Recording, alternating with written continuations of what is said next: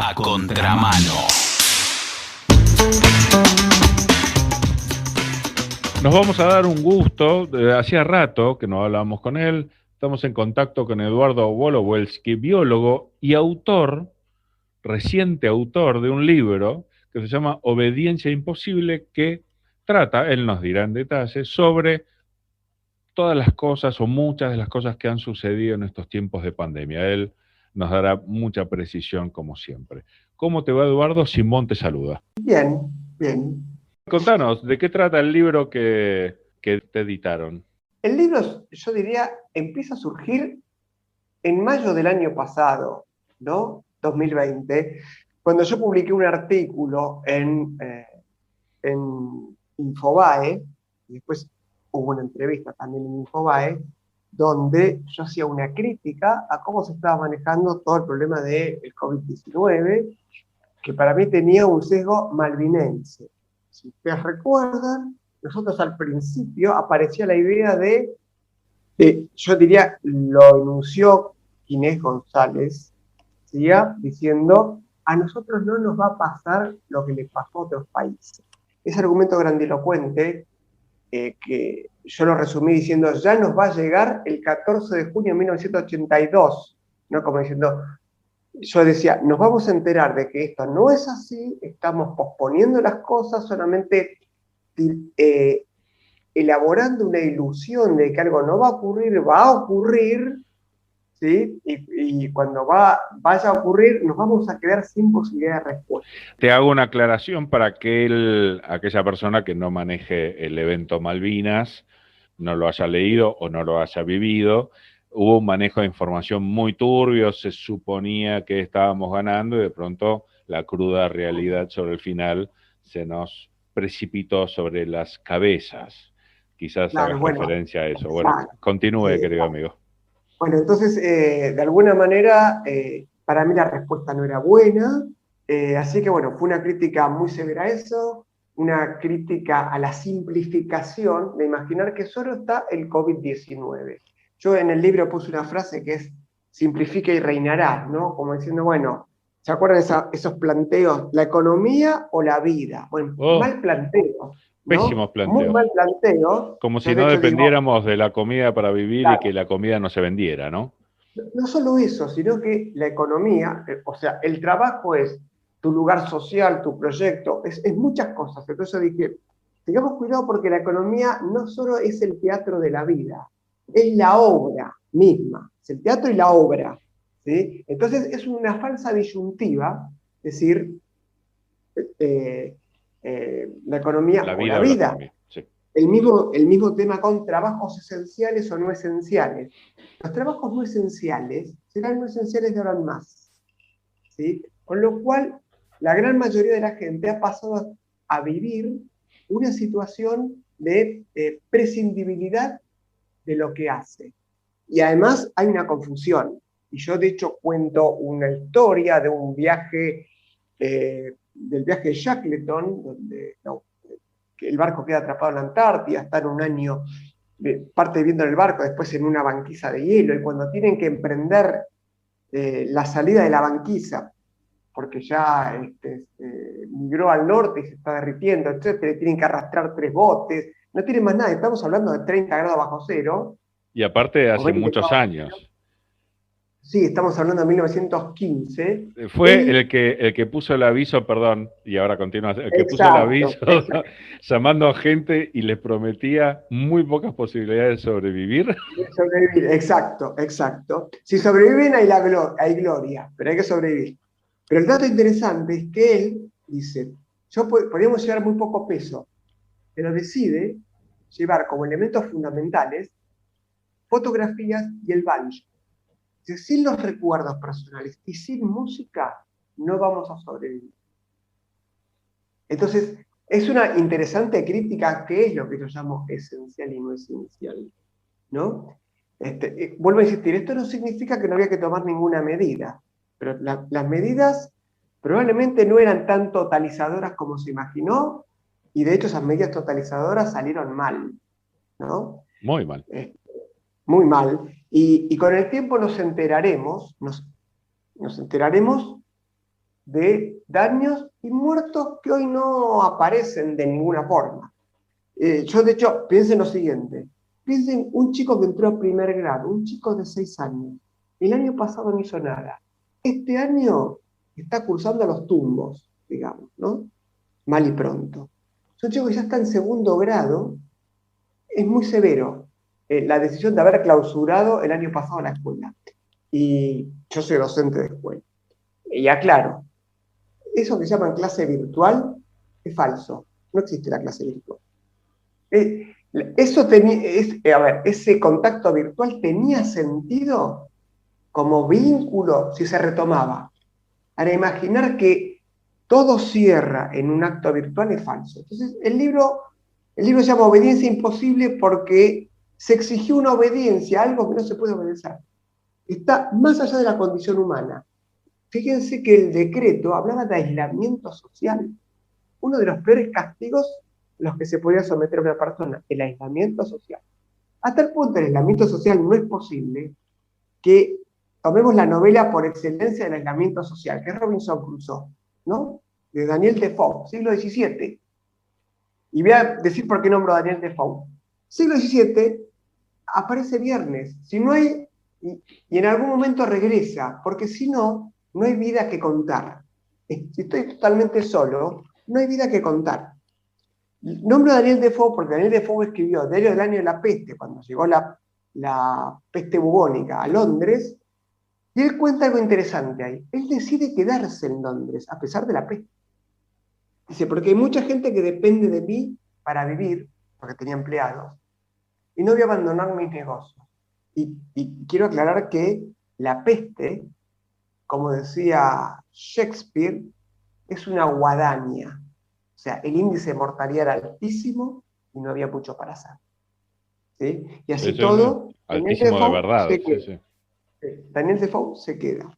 Entonces, bueno, este es un punto, me parece interesante, donde yo dije, y por otra parte digo, si obligo a obedecer tantas cosas, tantas restricciones, etcétera, finalmente lo que termina por ocurrir es que no se obedece ni siquiera las más elementales que podrían ser útiles, porque finalmente está en la presión que se pierde la posibilidad de responder a cuestiones más sencillas, pero es lo que termina ocurriendo cuando la presión es extrema.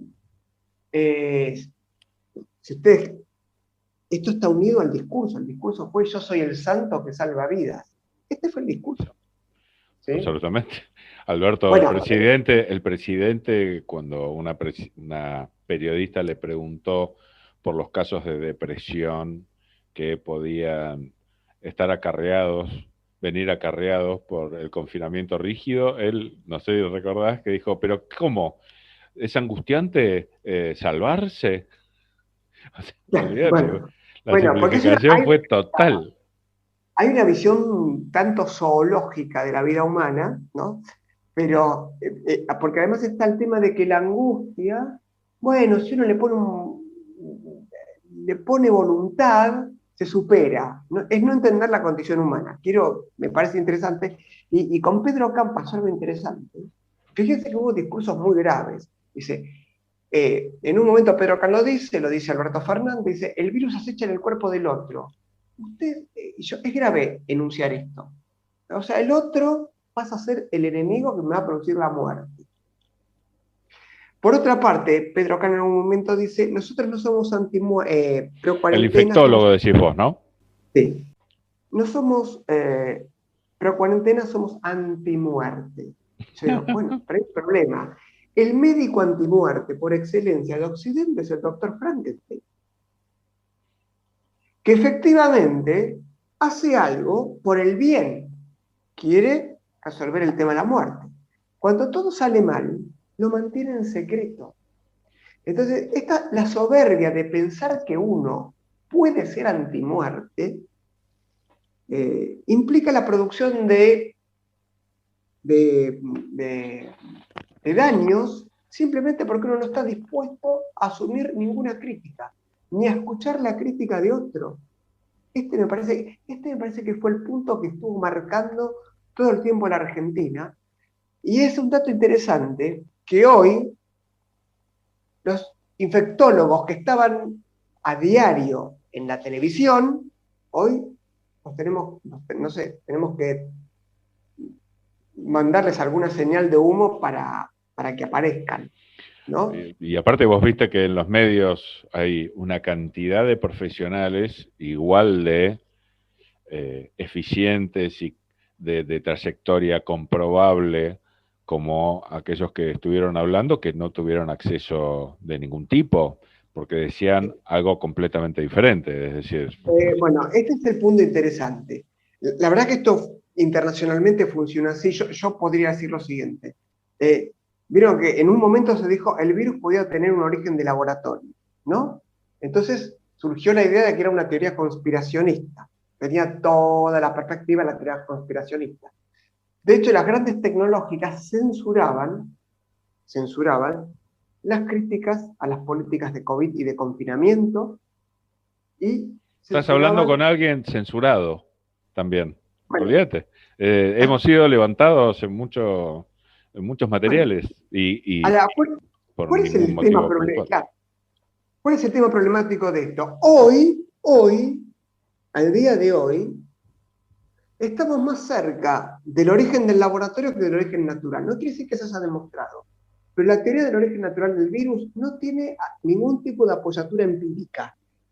O sea, no tenemos el animal intermediario, no tenemos las variantes virales, no tenemos nada, cuando en el SARS, en el MERS es una enfermedad parecida al SARS, bueno, pero se llama del Medio Oriente, ¿sí? El intermediario es el camello, es una enfermedad endémica hoy en Arabia Saudita, pero el dato interesante ahí es que no tenemos esto. Y sí lo que tenemos es, sabemos que los programas de ganancia de función, que es diseñar virus que puedan tener características patológicas, patogénicas, o sea, o de producir, ser más virulentos o de ser más contagiosos, etcétera, respecto de cualquier variante natural que haya, con la finalidad de estudiar la gravedad de ese virus por si aparece en la naturaleza.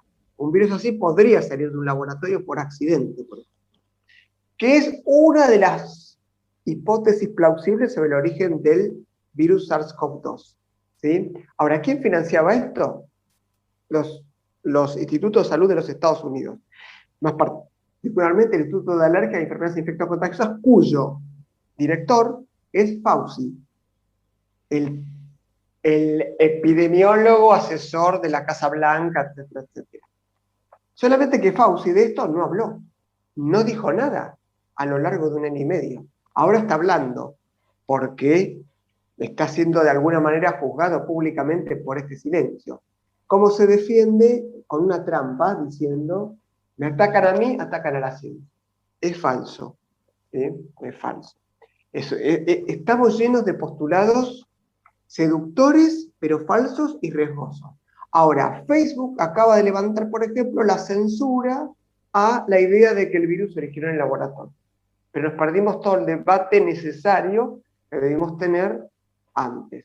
Esto me parece que es todo un tema, porque hubo un montón de epidemiólogos, vamos a nombrar, epidemiólogos de Oxford, Stanford, Harvard, etcétera, ya que se gusta tanto del prestigio institucional que no acordaban con los confinamientos. De hecho, hay una declaración hecha en octubre del 2020 que se llama Declaración de Great-Barrington, ¿no? Que la enunciaron 3 epidemiólogos, uno de Harvard, uno de Stanford y uno de Oxford, y fue firmado por 12.000 académicos, ¿sí? Que hablaba de basta de los confinamientos, ¿no? Hay que hacer Sí, es una... más, hubo personajes que habían ganado el premio Nobel que se expidieron en contra también. Bueno, entonces el dato interesante, cuando el encabezamiento del libro, el leitmotiv, es una frase que dijo Alberto Fernández cuando dijo, la cuarentena va a durar lo que tenga que durar, los demás son debates estériles. Yo digo, perdón, los demás no son debates estériles, son debates necesarios, muy necesarios. Y ahí me parece que está el punto para mí crítico. Yo creo que el gobierno se equivocó en un confinamiento masivo de la manera que lo hizo el 20 de marzo. Pero no importa, podemos aceptar. Lo que no podemos aceptar es que no se haya discutido a partir del 20 de marzo si eso es lo que hay que ir haciendo. Porque entonces no se pueden revisar las medidas, porque entonces no se puede ir para atrás, porque entonces no se puede reorientar. Estás obligado a repetir una y otra vez lo mismo que discutía en diciembre, cuando decía, ahora viene la vacuna. La vacuna va a ser un problema primero porque va a haber problemas de producción. La cantidad, en un inicio, la cantidad que va a haber, se va a repartir de manera desigual y no va a haber suficiente. Listo. Simplemente porque no, la producción industrial no es un acto de magia, ¿no? Implica muchas cuestiones complejas. Y bueno, me pasó lo mismo que me pasó al principio. Recibías todo tipo de improperios, para poner un nombre, pero no argumentos. Digo, bueno, hay dificultades para la producción, ¿sí? Va a verlas. No estoy jugando la vacuna. Había confusiones todo el tiempo. Digo, la vacuna es útil, sirve. Lo que estoy diciendo es que no va a haber cantidades suficientes porque va a llevar un tiempo la producción, la distribución, lo que pasa es que si etcétera. las autoridades y los asesores de las autoridades de por sí simplificaron, como vos decías, tanto el discurso, ¿cómo no lo van a hacer aquellos que viven en ese mundo simplificado y entienden poco? ¿Se entiende lo que voy? Si básicamente nadie les dio una invitación a pensar más y mejor. Mirá, para esa época salió una entrevista al director del Instituto Gamaleya, que hace la Sputnik 5. Dice, nosotros tenemos una capacidad de producción de 10 millones por mes. 10 millones que no son para Argentina. 10 millones que son para la propia Rusia, para los otros países que compran, incluida la Argentina. Y por eso teníamos un goteo. Hoy 500.000, mañana otros 500.000 y así sucesivamente, ¿no? Entonces, había que asumir que eso iba a ser así, que no era posible que sea otra manera. Lo otro era una ilusión más. Entonces, la verdad que el problema más grave es que estuvimos muy marcados por esto, y yo creo que hay que empezar a desandar un camino muy duro y muy cruel sobre todo lo que pasó, ¿no? Por empezar, va a haber que eliminar esto del trabajo esencial, no esencial. Digo, el transporte público, que es transporte semipúblico. Porque es para, o sea, es interesante porque nadie se sube al colectivo o al tren porque sí hoy en día. Se sube porque no tiene otra posibilidad. Entonces, empezar con usted puede subir si es esencial, usted no, usted sí, usted no, es una crueldad enorme, porque el que tiene auto puede viajar, pero el que no lo tiene, ¿qué hace? Absolutamente. ¿No? Bueno, me parece que esas crueldades no se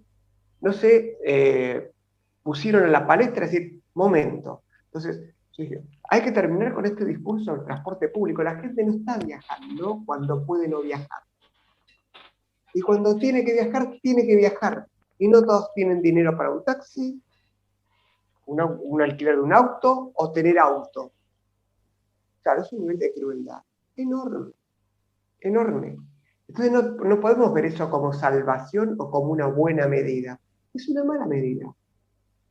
Asumámoslo. El dato interesante es cuando Alberto Fernández dice el sistema de salud se relajó. Y todos terminan ahí. No, lo interesante es lo que sigue después. El sistema de salud se relajó, ¿por qué? Porque atendió otras necesidades quirúrgicas. ¿Cómo? ¿Solo padecemos el COVID-19? ¿No sufrimos otras cuestiones? ¿No nos van a atender de otras cuestiones? ¿Cómo es esto? Netra Gupta es profesora de Oxford, en inmunología, desarrollo de vacunas y modelación matemática de epidemiología, de epidemias.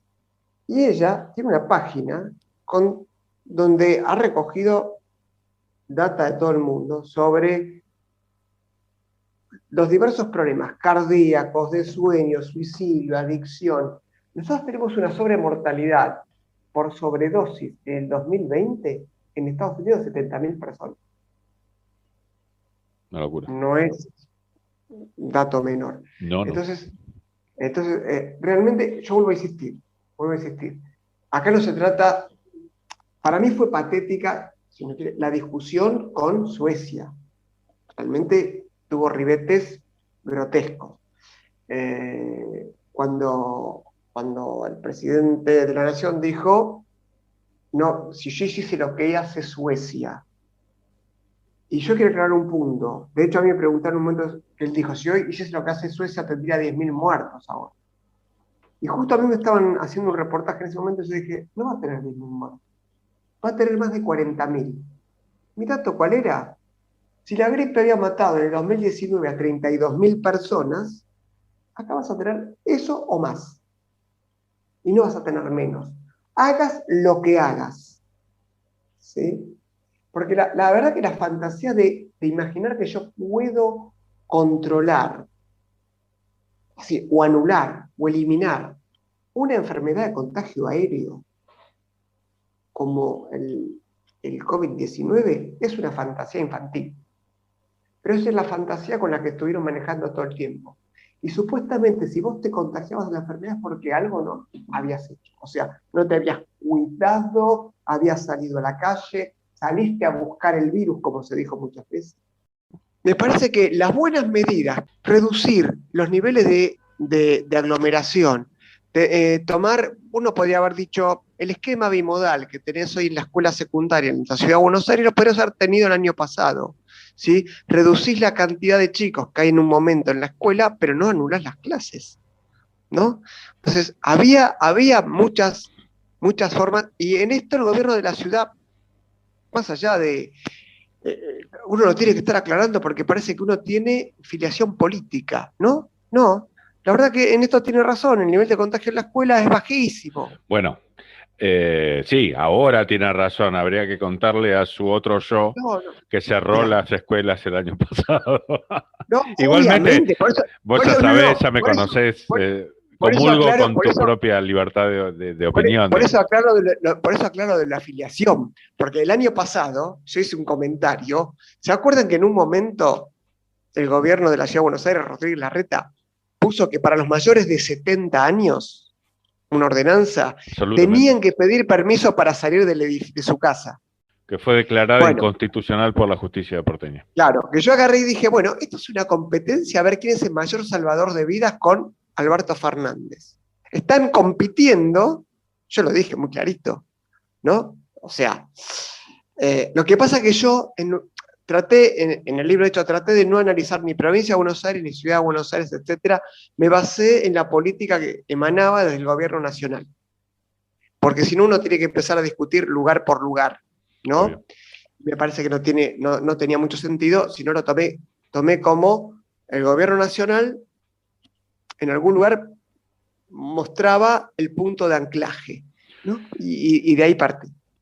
Como redondeo, yo hice un planteo que es, la próxima vez, ¿vamos a obedecer o vamos a preguntar más y a obligar a mejores explicaciones, ¿sí?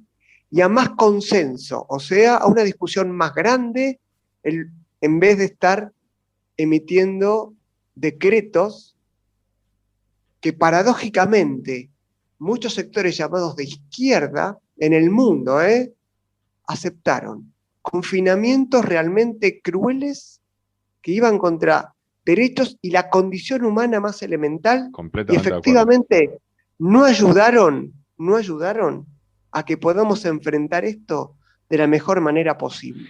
Si le preguntaras a Milgram, creo que sí, la respuesta sería un poquito pesimista. No vamos a pensar y vamos a obedecer. Pero bueno, yo a pesar de que tengo mi corazoncito con él, deseo que... no yo también digo, yo también, acabo de escribir un artículo sobre el tema Milgram. Sí, aparte uno, de hecho, invierte tiempo y ganas y energía justamente para que se dé esa realidad que creo improbable, pero bueno, es la pelea que daremos. Sí, sí, me parece importante porque eh, vamos camino, yo lo puse acá, digo, vamos a un camino o a un totalitarismo sanitario o un totalitarismo informático, o una mezcla de ambos bastante dura, ¿no? Entonces, que ese totalitarismo no ocurra, porque nos están prometiendo, la ciencia promete control, supervivencia, no mortalidad, ¿no? Bueno, un montón de ilusiones que ya la literatura denunció, ¿no? Entonces, si vamos a querer tener una buena vida, ¿no?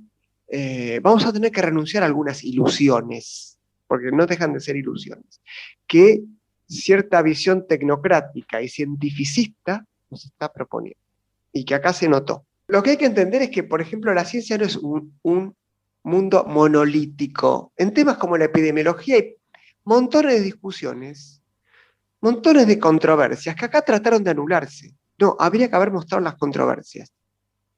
Y uno decide con la controversia. Algo tiene que decir, perfecto, pero la controversia ayuda seguramente a que uno se equivoque menos gravemente.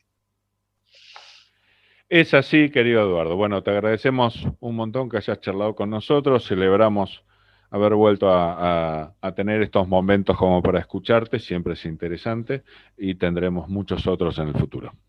Bueno, gracias a ustedes y nos encontraremos en otros programas. Totalmente. Un abrazo grande.